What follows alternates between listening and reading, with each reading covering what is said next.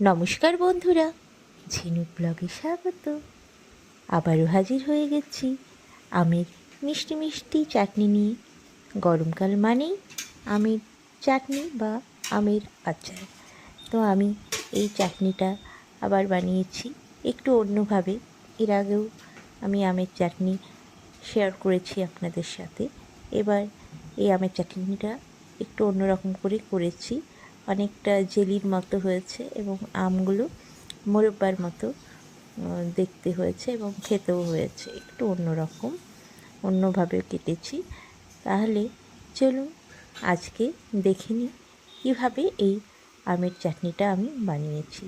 এই মিষ্টি আমের চাটনিটা আমার খেতে খুব ভালো লাগে এবং বাড়ির সকলেরই এই চাটনিটা বেশ প্রিয়। তো এই জন্য আমি নিয়ে নিয়েছি দুটো কাঁচা আম, মাঝারি সাইজের, এবং আমের আটিগুলো এই আমে এখনও শক্ত হয়ে ওঠেনি, সেই জন্য আমি এগুলোকে কিউব আকারে কাটতে পেরেছি। এই যে দেখুন বন্ধুরা কিভাবে আমি কেটেছি। এই বেশ বড় করে আমি কিউব আকারে আমগুলো কেটে নিয়েছি এবং আমের খোসা কিন্তু আমি ছাড়াইনি, খোসাগুলো কিন্তু আমি রেখেছি। এর আগের বার যে চাটনিটা করেছিলাম সেখানে আমি খোসা ছাড়িয়েছিলাম। আর এর জন্য নিয়ে নিয়েছি সাদা রঙের চিনি, অর্গানিক চিনি আমি এটা নিয়ে নিই। হলুদ নিয়েছি, লবণ নিয়েছি, একটু কাশ্মীরি মির্চ নিয়েছি, আর নিয়েছি গোটা সর্ষে কালো রঙের, আর দুটো শুকনো লঙ্কা। এই কয়েকটা উপকরণ দিয়েই তৈরি হয়ে যাবে আমের মিষ্টি মিষ্টি চাটনি, যেটা খেতে খুব সুন্দর লাগে।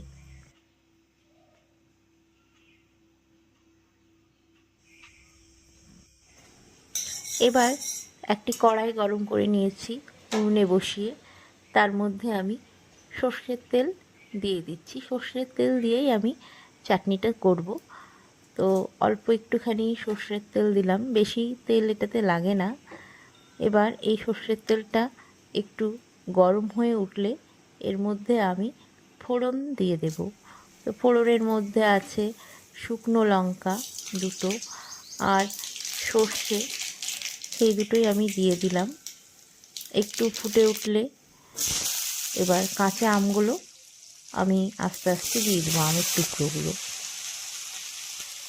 আমের টুকরোগুলো দিয়ে এবার একটুখানি নাড়াচাড়া করে নেব তেলের মধ্যে। ফোড়নের সাথে বেশ ভালো করে আমি এটা নাড়িয়ে নিচ্ছি।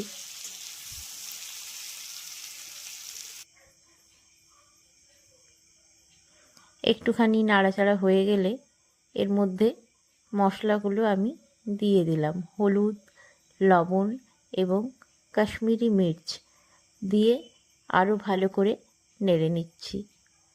খানিকক্ষণ নাড়া হয়ে গেলে, বেশ ভালো করে নাড়া হয়ে গেলে আর কি, এর মধ্যে দিয়ে দিতে হবে জল। তো বেশ ভালো করে আমি মশলাটা মাখিয়ে নিচ্ছি আমগুলোর মধ্যে, সুন্দর করে মাখিয়ে নিতে হবে। মাখিয়ে নেওয়ার পর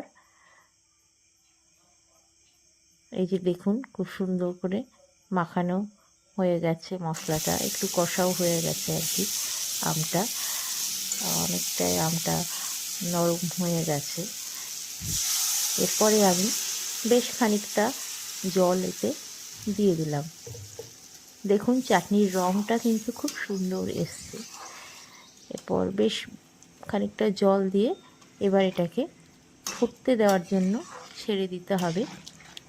আমগুলো দেখতে একদম পুরো ক্লিয়ার হয়ে যাবে, অনেকটা মোরব্বার মতো ধরনের হবে দেখতে এবং খেতেও বেশ ভালো হয়। আর এটার যে গ্রেভিটা হয় সেটাও একটু গাঢ় হয় এবং মিষ্টি হয় বলে এটা খেতে খুব ভালো লাগে।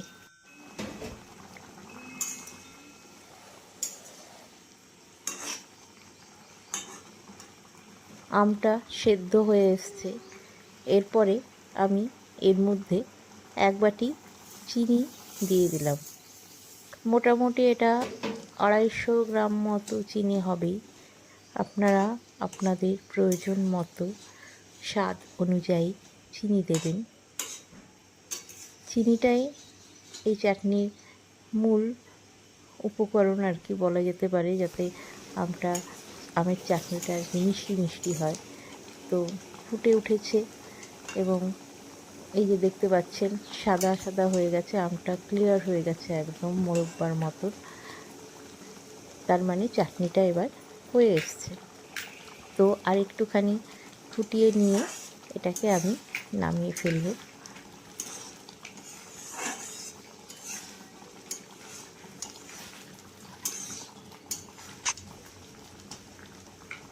দেখতেই পাচ্ছেন গ্রেভিটা বেশ গাঢ় হয়ে এসছে। একটুখানি ফুটিয়ে নিয়ে নামিয়ে দিতে হবে এবং চাটনির কালারটাও খুব সুন্দর এসছে। এত সুন্দর কালারটা এসছে ভাবাই যায় না। নিজেই বানিয়েছি, নিজেই নিজের তারিফ করছি, কিন্তু না করে উপায় নেই। খুব সুন্দর লাগছে দেখতে। এই যে গাঢ় হয়ে এসছে এবং একটু চটচটে আঠালো টাইপের হয়েছে। এটা বেশ ভালো লাগে ভাতের সাথে খেতে। আমি ভাতের সাথেই মূলত খাই, বা এমনি এমনিও খাওয়া যায়, খুব সুন্দর খেতে হয়। আর মিষ্টি মিষ্টি তো, আর সেই জন্য ভালোই লাগে। তো আমার চাটনি রেডি হয়ে গেছে। এটা আমি একটা সার্ভিং বোলে দিয়ে দিয়েছি।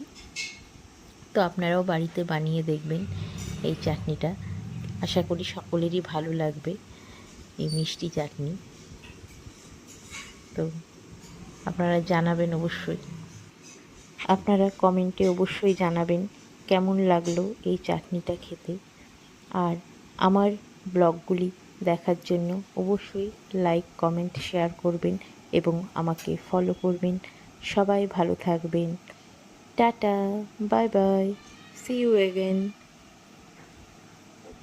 আপনাদের সাপোর্টই আমাকে এরকম নতুন নতুন সহজ সহজ রান্না করতে অনেক উৎসাহ যোগায়। আর তাছাড়া আমি কোনো রন্ধন পটীয়সী নই, তাও আমি চেষ্টা করি আপনাদের কাছে আমার সহজ সহজ রান্নাগুলোকে তুলে ধরার, যেগুলো আমি সহজে করি। আমি চাই সকলেই যাতে সহজে এই রান্নাগুলো করতে পারে। মূলত যারা রান্নার ক্ষেত্রে বিগিনার্স, তাদেরকে সাহায্য করাই আমার মূল উদ্দেশ্য।